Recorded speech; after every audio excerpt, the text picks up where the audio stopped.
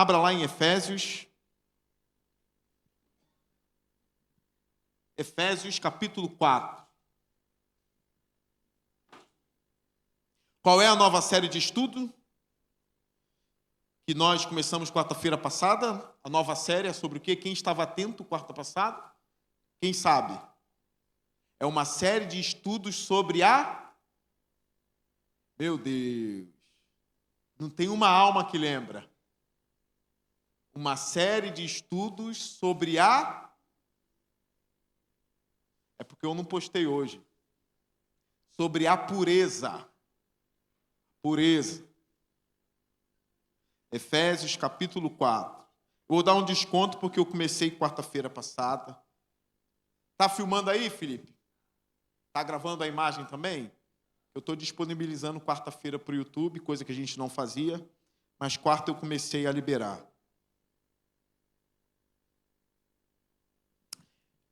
Efésios 4:17.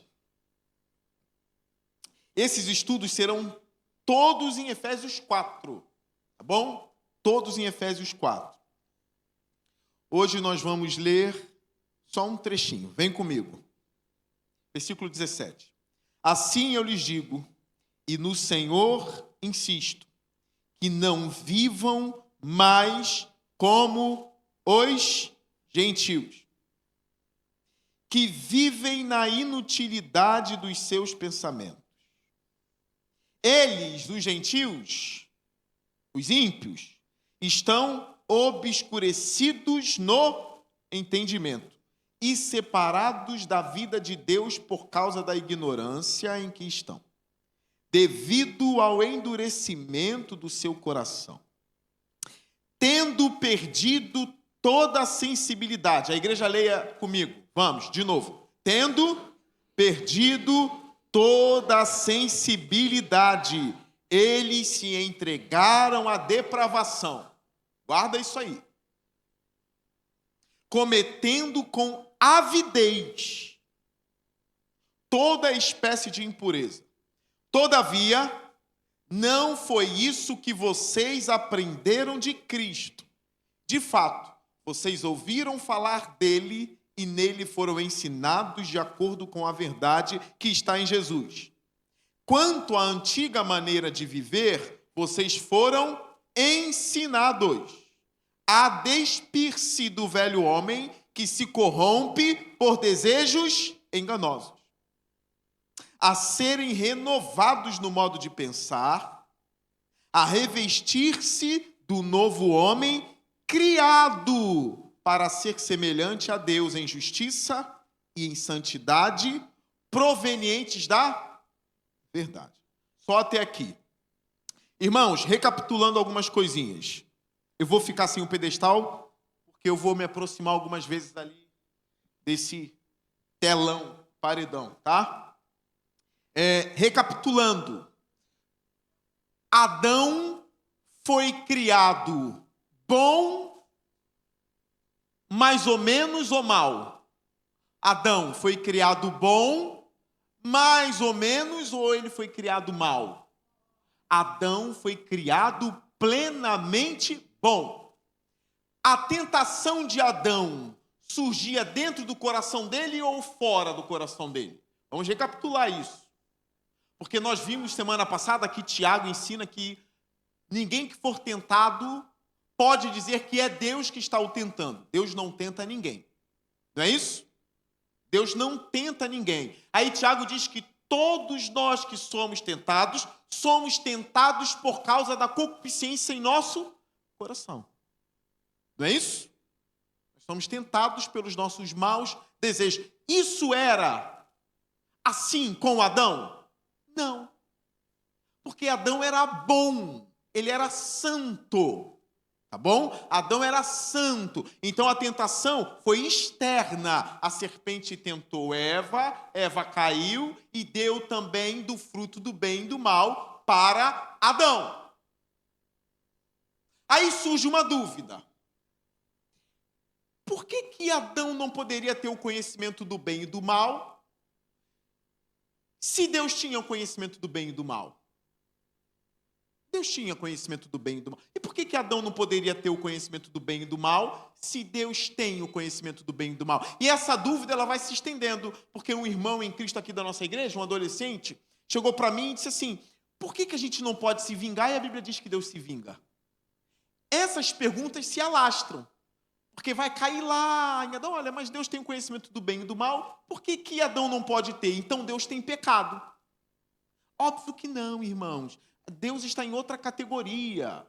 O próprio Tiago explica na carta dele. Deus tem conhecimento do mal. Óbvio que ele tem conhecimento do mal. E não há problema dele ter conhecimento do bem e do mal. Por quê? Deus não pode ser tentado pelo mal. O homem, quando tem o conhecimento do mal, ele é tentado e ele cai. Deus não pode ser tentado por nada. Por nada, nada. Não existe oferta que venha fazer Deus cair. Não existe. Deus, assim, quando a gente fala de Deus, tem um elemento de Deus que não dá para ensinar. Que é coisa inefável, indescritível, não dá para ensinar. Mas Deus, ele não pode ser tentado pelo mal. Falando sobre a vingança divina, quando Deus se vinga, quando ele derrama a ira dele, Paulo disse em Romanos 12, né? Deixe com Deus a vingança. Por que não é pecado Deus se vingar? Sim, é uma resposta muito simples, irmãos. Muito simples. Tiago também responde um pouco disso de forma indireta. Mas o estudo é em Efésios, mas eu estou falando de Tiago direto, né? A carta de sabedoria do Novo Testamento. Tiago diz, olha, a ira do homem não produz o quê? A justiça divina. Quando eu dou lugar à ira, por mais que seja uma causa justa, e eu dou lugar à ira, essa ira não é santa. Porque a minha ira, ela vem contaminada com elementos do meu coração. E quais são os elementos do meu coração? É um pouquinho de inveja, é um pouquinho de amargura, é um pouquinho de coisas que eu trouxe da minha família, é um temperamento que às vezes não agrada a ninguém. Tudo isso mancha a minha ira. Agora, quando Deus se ira, a ira dele não é contaminada por nada. Por nada. Olha, põe para mim, Felipe, Jeremias 17, 9. Jeremias 17, 9. Porque esses estudos sobre pureza, eu preciso dar uma base para que a gente venha saber o porquê ser puro. A gente precisa saber. Então tem que dar uma base.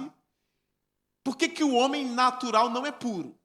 Tá? O homem pós-queda. Por que ele não é puro? Olha isso aqui. Dê uma olhadinha nesse texto clássico. O coração é mais enganoso que qualquer outra coisa, e sua doença é incurável. Quem é capaz de compreendê-lo? O texto, você lê desde o primeiro versículo, está falando do homem. É o mesmo texto que diz, maldito o homem que confia no homem. E aí o texto vem, e cai no coração do homem. Então, o coração do homem é enganoso. Ele é mais enganoso que qualquer outra coisa, e sua doença é incurável. Nós sabemos que Deus pode curar. O próprio Jeremias vai falar isso mais na frente. Que Deus tem a cura para isso. Então, olha como é o coração humano. Quando o homem se vinga, essa vingança ou essa ira é contaminada por vários elementos pecaminosos. Que eu não vou colocar aqui de novo, mas Jesus ensinou lá em Marcos capítulo 7. De onde vêm os adultérios? A mentira? De onde vem a calúnia? Os maus procedimentos, senão do coração de vocês. É engraçado, porque eu falei na quarta-feira passada que Jesus não menciona o diabo nessa parte. Ele não menciona o diabo. Porque esses elementos estão em nosso coração, irmãos. Sai daqui de dentro, do nosso coração. A gente sofre muita tentação interna.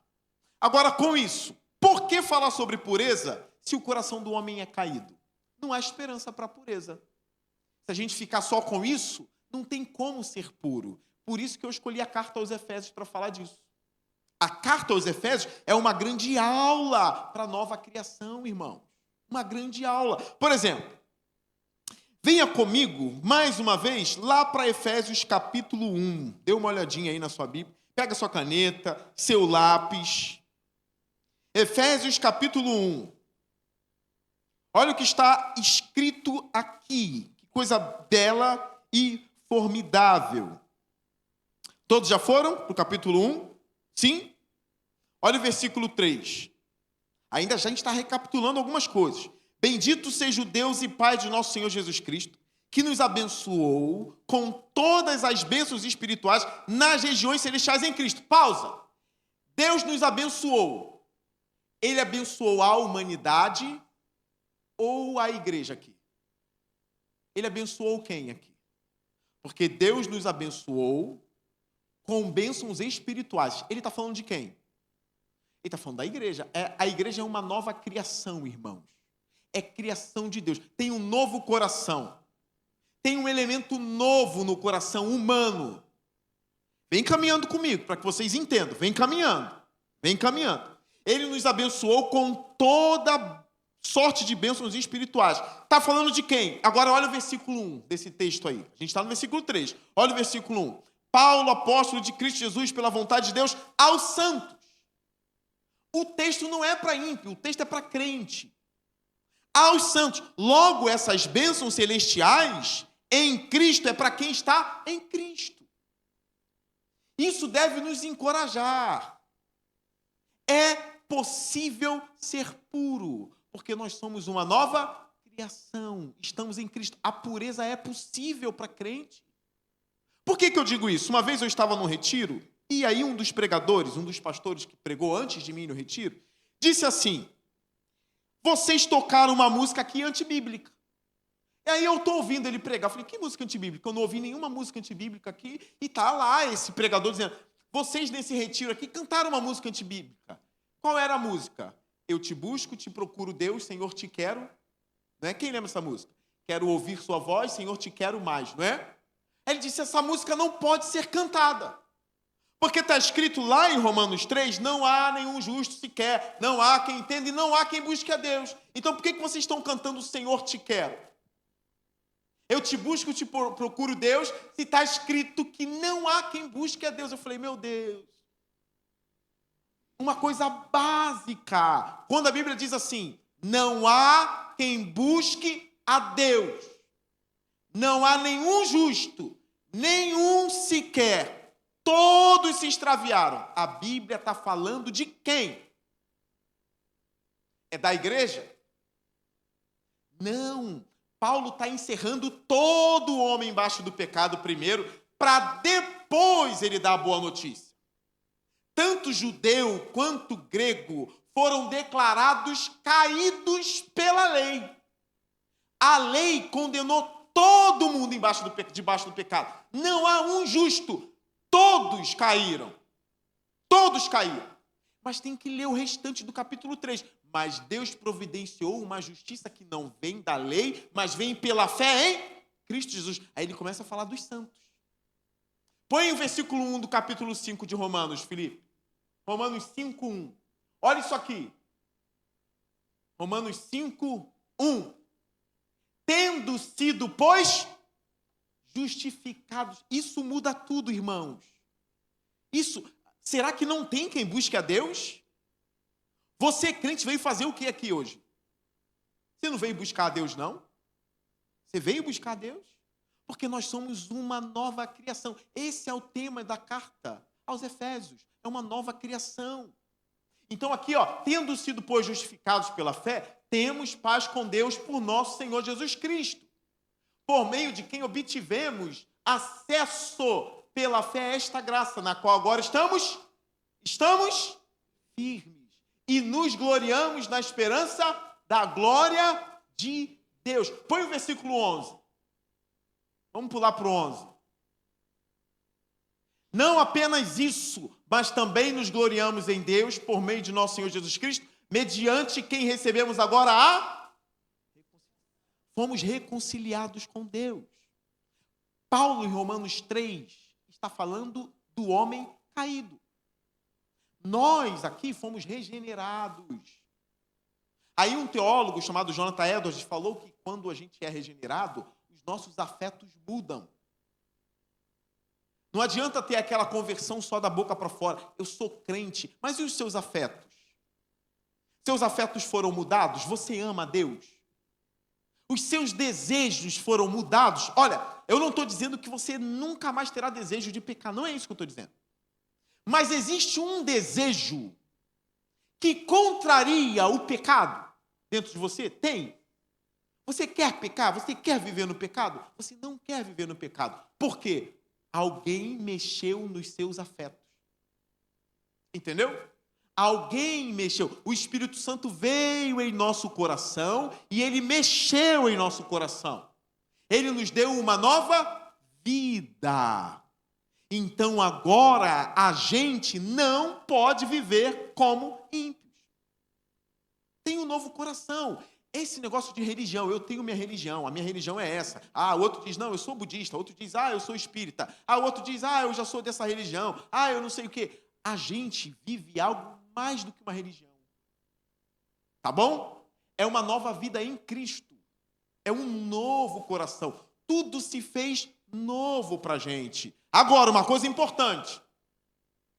Quem nos deu essa nova vida? Fomos nós mesmos?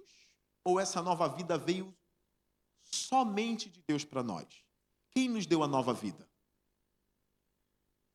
Quem? Eu e Deus ou só Deus? Só Deus. Se você disser assim, eu também me dei, você não entendeu o argumento de Paulo. Estamos encerrados, somos escravos do pecado, eu não me dei nada. Não me dei nada. Eu já brinquei com vocês em uma das aulas de classe de novos membros, o seguinte, eu já fui muito sepultamento. Zilmar, muito sepultamento. Eu acho que eu sepultei mais gente do que apresentei bebê. Mais gente. Infelizmente. Mas eu nunca vi o morto levantar do caixão e falar, me dá um cafezinho? Eu só quero o último, eu quero um cafezinho. Por que eu nunca vi?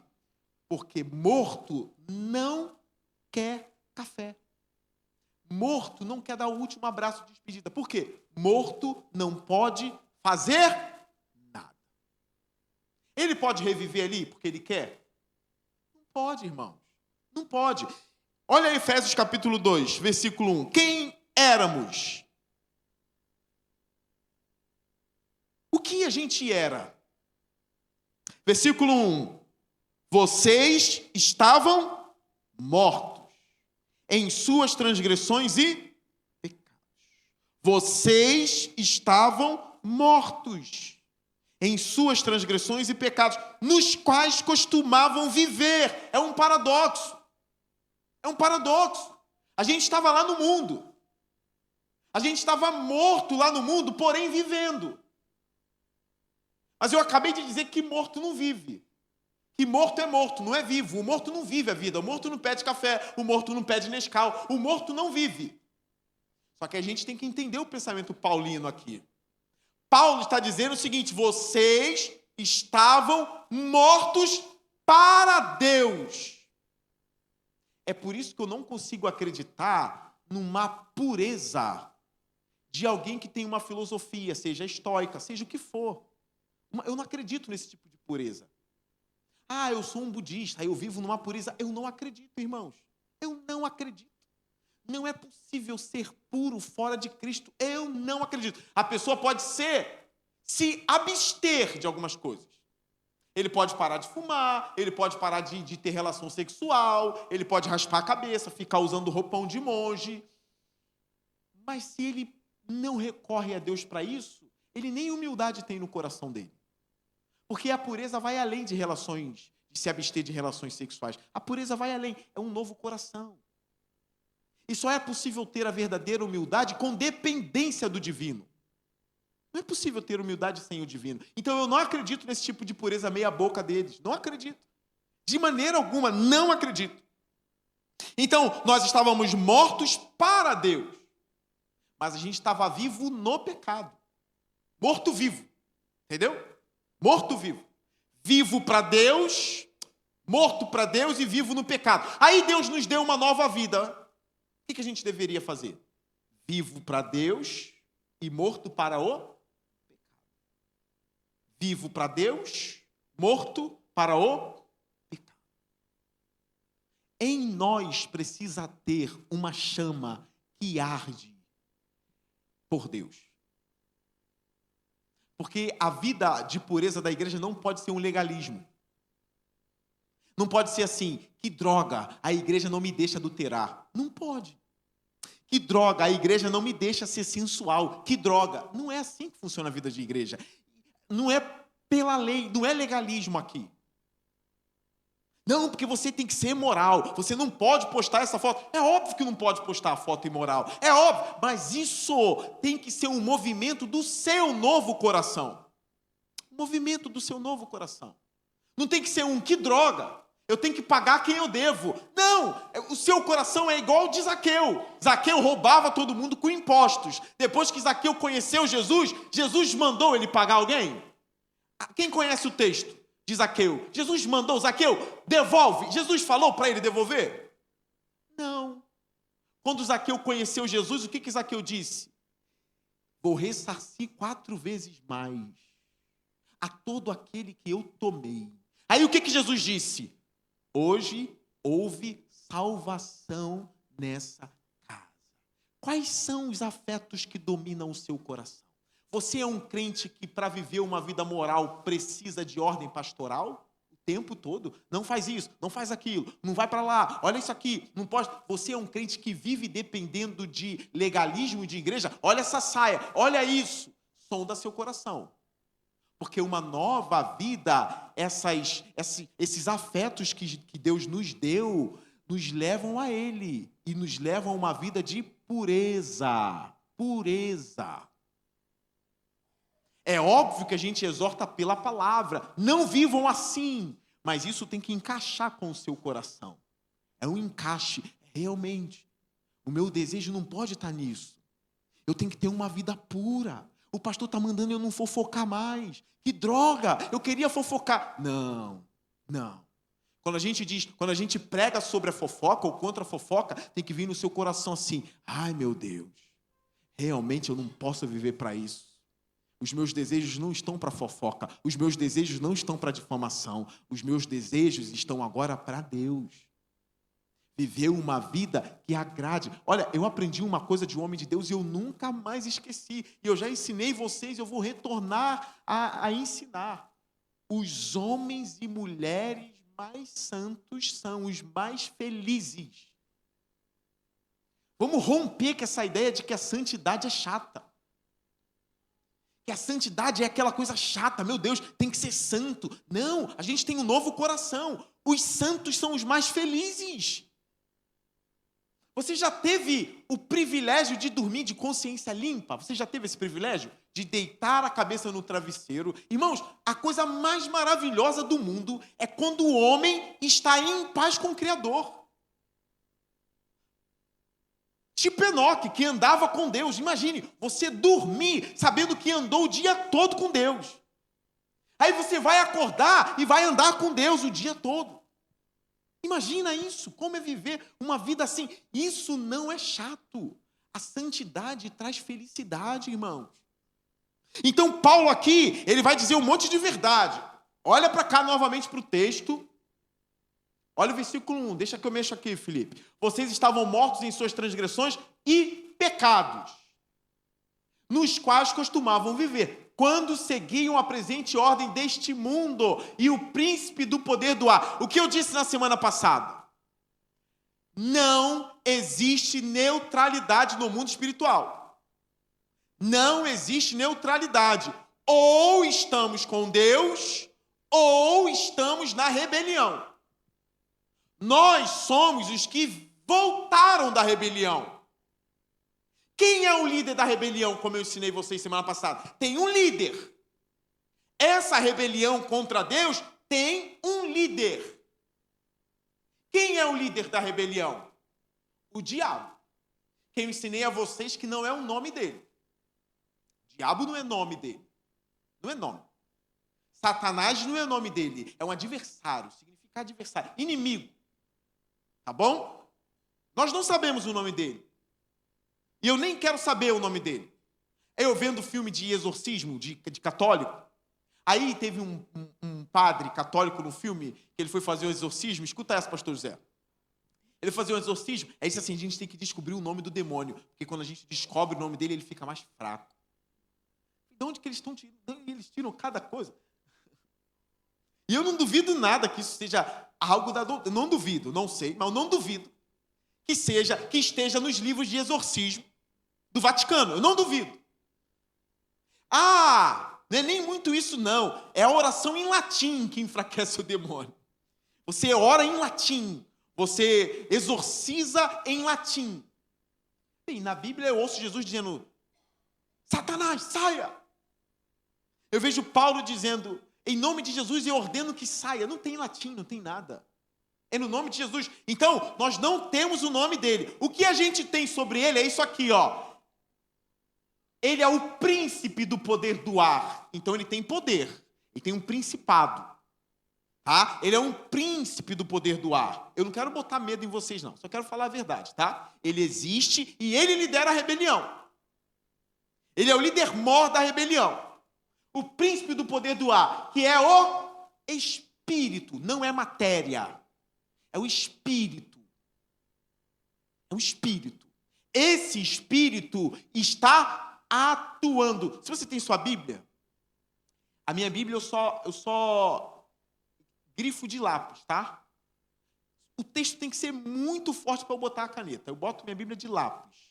Aqui seria bom você circular, ou agora ou depois em casa. Você vai ler Efésios em casa. Então, esse espírito está agora, nesse momento, trabalhando. Ele está atuando. Ele não para. Esse espírito, ele está atuando. Em quem? Em quem ele trabalha? Ele está atuando nos que vivem na desobediência. Olha isso aqui. Desobediência. Ele atua nos que vivem na desobediência. Isso te choca, saber que o Satanás, o diabo do inferno, já trabalhou na tua vida? Isso te choca? Que nós estávamos na rebelião e a gente tinha um líder e esse líder não era Deus? Isso não te dá nenhum susto, não? Isso te choca? Será que você quer voltar para essa vida?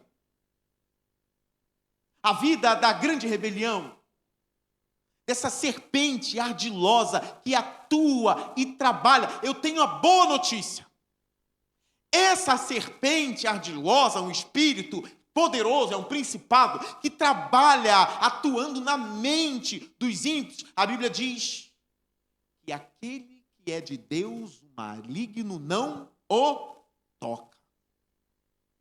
Esse espírito não está trabalhando nos crentes, naqueles que estão em Cristo. Nós que estamos em Cristo, estamos guardados num castelo forte, como dizia Lutero. Olha só a força do texto que estamos lendo e estudando, que é a pureza dentro dessa carta.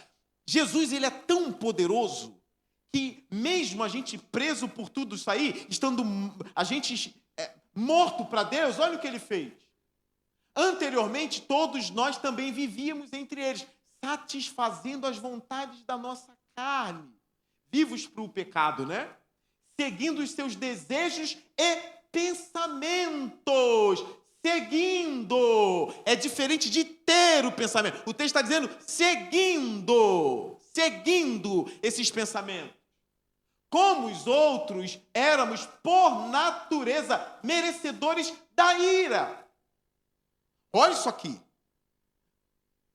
Éramos, por natureza, merecedores da ira de Deus. Da ira. Se Deus matasse e mandasse todo mundo para o inferno, ele ia continuar justo, irmãos. Justo, irmãos. A gente tem que parar com essa coisa de ficar exigindo do Criador coisa que a gente não merece. E quando eu falo a gente, eu falo humanidade. Porque um dos argumentos que a gente mais ouve é: se Deus é bom, por que o tsunami matou não sei quantos? Irmãos, o homem é merecedor de toda a ira, de todo o castigo. Deus é justo se fulminar todo mundo agora, nesse exato momento. Ele é justo. A gente não vale nada sem a graça de Deus. Nada, nada, nada. Aí, mesmo sendo merecedor, mesmo a gente sendo inimigo de Deus, olha que boa notícia. Todavia, Deus, que é rico em misericórdia, pelo grande amor com que nos amou, deu-nos vida com Cristo quando ainda estávamos mortos. Em transgressões, pela graça, vocês são salvos. Nós, dessa igreja, rejeitamos toda religião que ensina salvação pelas obras. Amém? Ah, pastor, eu vou me tornar judeu, que eu estou vendo um vídeo de um judeu aí. Vai virar judeu para quê? Tem que ser doido para virar judeu. Ah, porque o judaísmo é anterior. Não se trata do que é anterior, não. O judaísmo é uma religião das obras. Pelo menos é agora. É agora. É uma religião das obras. Ah, pastor, agora eu estou estudando, eu vou ser muçulmano. É religião de obras. Alá não pede nem amor, Alá só pede obediência. Agora, isso aqui não. Deus nos salvou pela graça. Nós somos salvos pela graça do nosso Senhor. É uma coisa poderosíssima. Agora, dando todo esse pano de fundo, olha para o versículo 17 do capítulo 4. Olha para isso. Tendo tudo isso em vista, Deus nos deu vida em Cristo Jesus. Aí o apóstolo Paulo, ele já deu esse pano de fundo todo, não tem como a gente ler tudo nessa carta aos Efésios, não tem como ler tudo. Mas diante de tudo que Paulo ensinou, olha o versículo 17. Assim, eu lhes digo e no Senhor insisto, que não vivam mais como os ímpios. Você quer mais justificativa para não ter uma vida ímpia do que Jesus nos escolheu nele antes da fundação do mundo, como estudamos na quarta passada?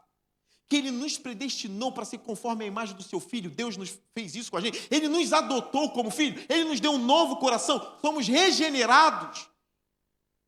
O que mais você quer saber para não viver como ímpio?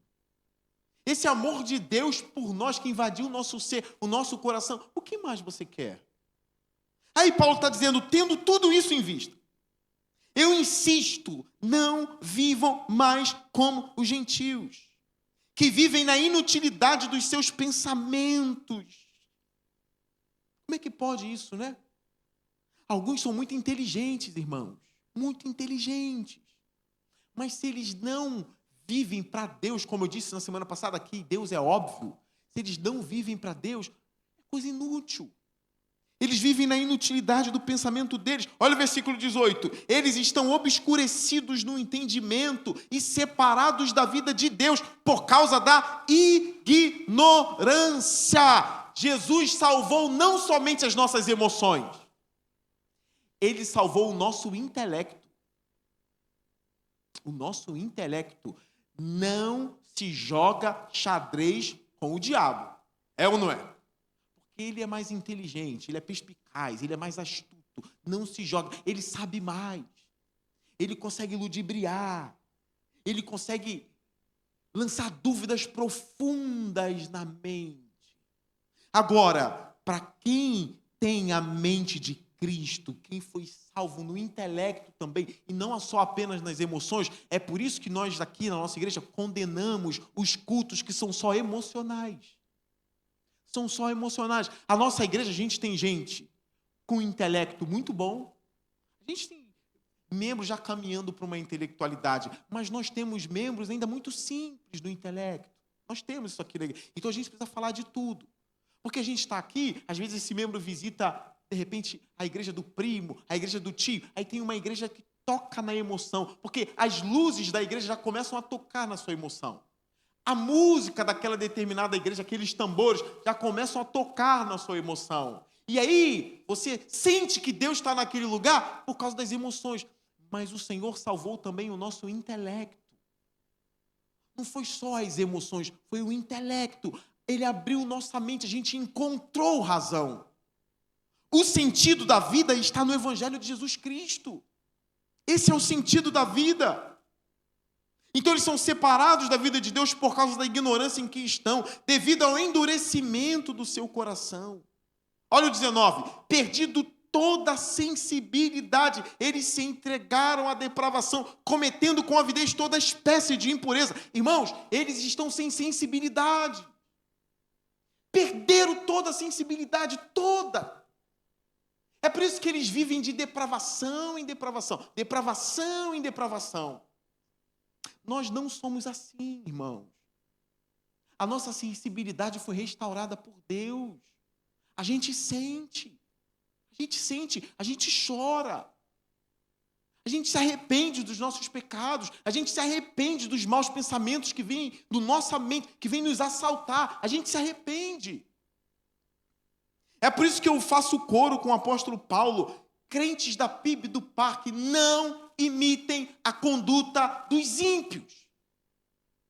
Você não é ímpio.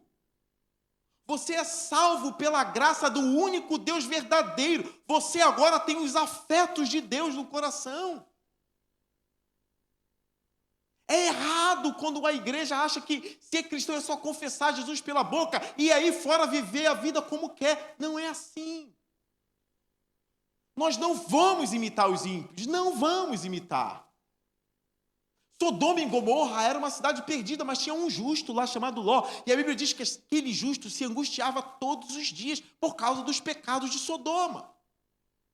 Todos os dias, aqueles dias, o justo se incomodava com aquele pecado. A gente precisa voltar a falar de santidade. A gente precisa voltar a falar de pureza. Mas por que eu dou todo esse pano de fundo para vocês? Porque não se alcança a pureza pela pureza. Se alcança a pureza pela pureza. Se alcança a pureza no poder que há em Cristo Jesus. A gente tem poder para ser santo? Ou a santidade é inalcançável? Tem poder para ser santo? Irmãos, vocês ainda têm dúvida. Vocês ainda têm dúvida. Pastor, mas eu não sou santo. Eu não consigo ser santo. Eu não consigo ser santo, não é possível, não existe poder para que a gente alcance a pureza. Existe sim poder para que a gente alcance a pureza. Não pense que todos os homens estão caindo em pornografia, não pense. Não ache que isso é uma coisa normal. Todo homem vê, todo crente vê. Não, tem homem que não vê. Tem crente de Jesus Cristo que não clica em pornografia. Vocês sabiam disso ou não? Vocês sabiam ou estão assustados? Vocês estão assustados? Tem crente que quando vê lá uma foto de uma mulher imoral, não clica. Vocês sabiam? E eu não estou falando de Jesus de Nazaré, não. Eu estou falando de um membro da igreja que vê e não clica. Tem crente em nossa igreja que quando vê alguém difamando o próximo, não se junta para difamar. Não, pastor, é difícil, porque é muito bom ouvir uma difamação, é muito bom ouvir uma fofoquinha. Tem crente que odeia fofoca e que gostava de fofoca, mas agora odeia. Então, a santidade, ela acontece no caminhar. Eu sei disso. Como diz os pastores, como Paul Washer, John Piper, não dá para comparar um homem que anda com Deus há 30 anos com uma pessoa que anda com Deus há 4 anos. Não dá para comparar, irmãos. Não dá para. Você pega a vida de um e pega a vida do outro, não é a mesma vida. Porque esse que serve a Deus há 30 anos, ele anda com Deus há tanto tempo. Ele já passou por tanta armadilha do diabo, ele já enfrentou tanta coisa, que ele é mais santo. Agora, alguém que está nessa vida com Deus há 4 anos, às vezes ele até pensa que já alcançou, mas não passa de altivez às vezes. Não alcançou ainda. Aí quando cai, acha que já está no inferno, acha que Deus abandonou, acha que aconteceu um monte de coisa e quer ficar... Não. A santidade é uma caminhada. A vida de pureza é uma vida que a gente vai alcançando com o tempo. Porém, não ache que a santidade é uma coisa que só serve de fachada para a igreja. Não é. Existem homens santos e mulheres santas nessa igreja. E que sentam do seu lado domingo. E que já venceu as coisas que você tem enfrentado agora. Já venceu, já passou. A base para vencer isso, irmãos, é Cristo. Cristo Jesus. Cristo. Um jovem, todo sujo, estava em frente à minha casa semana retrasada. Um menino devia ter uns 19, 20 anos. 20 todo sujo. Um menino com um sorriso bonito. Aquele olhar ainda, aquela infância no olhar. Provavelmente lutando com crack, tão novo. Provavelmente estava com a sacola de lixo. E aí eu saí porque a minha esposa tem mania de fazer compra no iFood, que é mais barato. Então, entregam a compra lá em casa. E ela é boa de cupom. Ela é boa. Para você ver, a gente conseguiu comprar o café de 500, a gente conseguiu comprar por R$20. Essas promoções malucas que ela acha. Minha sogra conseguiu por 16. Aí estava entregando a compra, aí eu fui lá receber a compra. Só que o cara que veio trazer de carro a compra estava do outro lado da rua. Aí eu desci. Quando eu desci, aquele menino, aquele rapaz todo sujo viu as compras. E ele estava batendo na casa da frente, mas ninguém estava atendendo ele. Aí ele veio em direção a mim. Aí eu peguei as compras, fingi que não vi ele, mas eu falei, estou só fingindo. Mas eu já vi, vamos ver o que ele vai falar. Aí eu peguei, aí ele ficou do meu lado, olhando para mim, não falou nada. Aí eu peguei as compras, aí botei, bati meu portão, fingi que eu não vi, mas no meu portão tem uma gradezinha. O portão está aqui e tem uma gradezinha, que dá para pegar as encomendas pela grade. Um quadradinho. Quando eu estava subindo, ele, ei, moço. Pô, me chamou de moço, é porque ele é novo pra caramba. Ei, moço, tu não pode me ajudar, não? Eu falei, o que você quer? Ele, alguma coisa, você pode me ajudar? Eu falei, calma aí que eu vou te dar uma ajuda. Aí eu subi. Tirei as compras, botei. Falei, se ele estiver me esperando é porque ele quer ajuda. Demorei um pouquinho. Quando eu voltei para atender, ele estava sentado, se eu não me engano, na calçada, e ele levantou para ir embora. Eu falei, ô rapaz, volta. Aí ele voltou. Aí eu dei uma ajuda para ele. Aí eu falei de Jesus para ele. Comecei a falar de Jesus para ele. Aí eu disse para ele, olha só, eu não sou melhor do que você. Quando eu falei isso, abriu um sorriso nele. Está acostumado a ser pisado, né? Eu falei, eu não sou melhor do que você. Deus pode te salvar. Se eu disser que a santidade é fachada, eu tenho que dizer que Deus também não pode salvar o homem do pecado. Se aquele rapaz encontra Cristo e ele já começa a dar os primeiros passos, ainda lutando contra a vontade de fumar um crack, mas se ele encontra Cristo de verdade, ele já começa a combater um dia, o outro dia, ele já está se santificando. Vocês não sabiam disso, não? Ele já está se santificando. A santidade já é real na vida dele. Porque eu não sou melhor do que ele, porque eu fui salvo pela graça e muita coisa na minha vida mudou. A santidade é verdade. Ela existe em nossas vidas. É por isso que o apóstolo diz assim, irmãos, não vivam como gentios. Eles perderam toda a sensibilidade e se entregaram à depravação, cometendo isso aqui, irmãos, é importante. Crente, você que está com esse problema, você é isso aqui?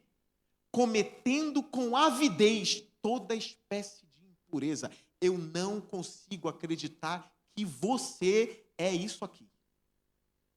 Cometendo com avidez, toda espécie de impureza, com avidez. Vocês já viram um cachorro com fome na rua e você coloca um pote de comida para ele comer? Já viram? Como ele vem? E vira o pote e cai no chão, ele lambe o asfalto, é ou não é? Ávido. Ele vai comer aquilo ali. Pode ser uma carniça, dependendo do cachorro, ele vai. Quem não tem sensibilidade, Deus é assim com o mal. Ele faz, ele pratica com avidez, porque ele não tem sensibilidade.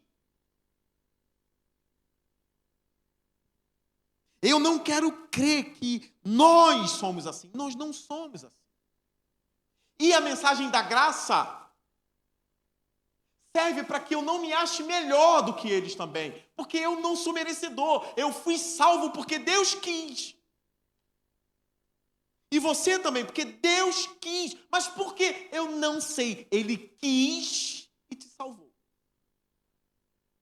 E Ele te deu essa nova vida. É o que Paulo vai dizer no versículo 20. Todavia, não foi isso que vocês aprenderam de Cristo. De fato, vocês ouviram falar dele e nele foram ensinados. Olha o intelecto sendo salvo.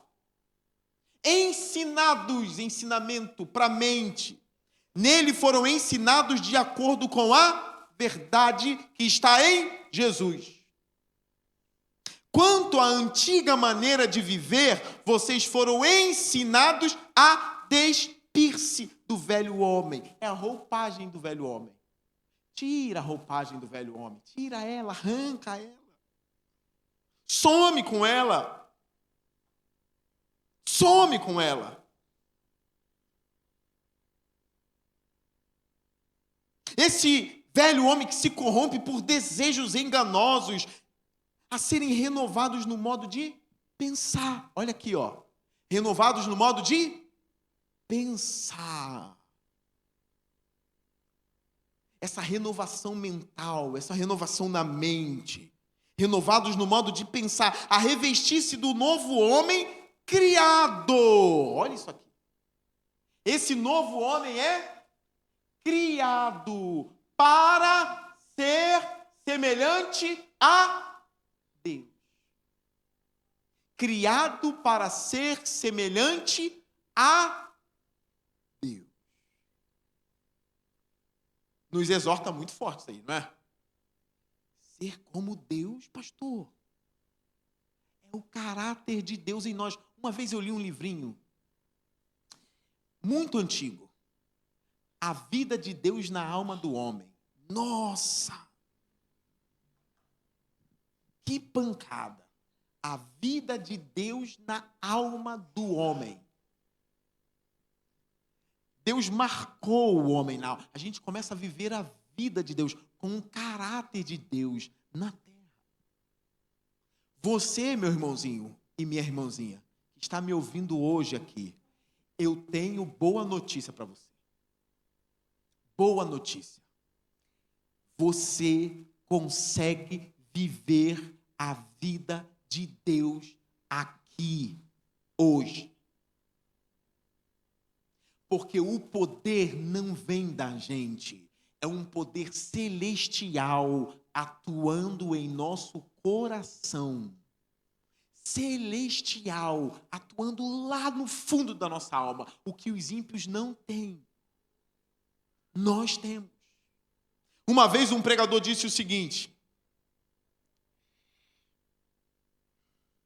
por que é possível resistir o diabo? Por que é possível resistir o diabo? Porque ele vem contra a gente. E aí ele deu uma resposta sensacional e eu nunca mais vou esquecer. Ele disse: é possível resistir o diabo porque Deus não ajuda o diabo, ele ajuda o crente. É o diabo com todo o poder dele. E o poder que atua em nós? Deus ajuda o crente. Ele não ajuda o diabo. Ele ajuda o crente. A gente não está sozinho. Deus nos ajuda. Nós fomos renovados no modo de pensar. E o 24, que é o último versículo da noite. E a revestir-se do novo homem criado para ser semelhante a Deus em justiça e em santidade, que vem da onde? Provenientes da verdade. Não é um legalismo, não é uma ordem minha, viva assim, não. É um conhecimento da verdade, é diferente do legalismo. É por isso que vocês precisam estar em ambientes onde a verdade é pregada. Porque a santidade, ela é proveniente da verdade. João capítulo 15, vocês já estão limpos pela palavra que eu lhes tenho ensinado. É possível alguém sendo vivo, alguém vivo, emagrecer e ficar pele e osso? É possível. Alguém vivo, emagrecer e ficar pele e osso? Porque nós sabemos que o morto ele vai se corrompendo, né? Mas a gente vê que tem vivo também que começa a emagrecer, não é isso? Alguns, principalmente alguns países, estão pele e osso por causa da fome. Então, pele e osso por causa da fome. Mas ele está vivo, é ou não é? Se chegar alguém e começar de forma medicinal a dar um pouquinho de comida, aí vai cuidando, depois de 2 meses ele não começa a dar uma engordadinha? Tem crente que é crente de verdade, Ele é crente de verdade, ele é verdadeiro, mas ele está raquítico espiritualmente porque não está no lugar onde a verdade é ensinada. Ele não consegue se alimentar. Então, ele não consegue dar alguns passos porque ele não come da verdade. Ele não se alimenta da palavra do Senhor. Ele é até crente, ele é salvo. Ele é salvo pela graça, mas ele é raquítico espiritualmente. E aí, quando ele chega num lugar onde a palavra é ensinada, ele começa a engordar, não é? Aí ele começa a ganhar força. Aí ele começa a ganhar sustância. Aí ele começa a descobrir, meu Deus, isso aqui é verdade também. Aí ele começa a aprender tanta coisa de Jesus, que esse conhecimento vai santificando ele. Santificando ele. É por isso que eu digo, irmãos, alguém que está conhecendo a verdade, conhecendo, como que esse alguém vai viver 10 anos com uma amante, se ele está num lugar onde a verdade é ensinada o tempo todo? Ele é confrontado pela palavra, a santidade é proveniente da verdade, e ele vai ouvindo aquilo ali. Como viver em imoralidade sexual, ouvindo a verdade, aprendendo da verdade? Algo vai acontecer. Se o seu coração é realmente salvo, ele vai se alimentar daquela palavra. Se realmente está vivo, você vai se alimentar da verdade. E essa verdade vai causar o quê? Santidade. Santidade. Fica um tempo sem ler Bíblia. Fica um tempo sem vir à igreja. Fica um tempo sem ouvir a palavra da verdade. Você vê o que acontece contigo. Eu e você precisamos ouvir a verdade. E essa verdade que eu estou dizendo aqui é a verdade da palavra. Da palavra. É possível ter uma vida pura. E talvez você não está tendo porque você não está mais no ambiente onde a verdade é pregada. Ame o ambiente onde a verdade é pregada. Ame esse ambiente. Assim como o faminto ama o ambiente onde tem café da manhã, almoço e janta. O faminto, ele deseja um lugar onde tem alimento para ele comer. O salvo deseja lugar onde tem alimento espiritual, onde tem a palavra. Ame ambientes que te deixam mais santos. Ame, agarra com as mãos ambientes que te deixam mais santo. Agarra. Vai, nem que seja exortado, vai, agarra esse ambiente. Fica ali, porque não sou eu que estou inventando, não. Santidade proveniente da verdade.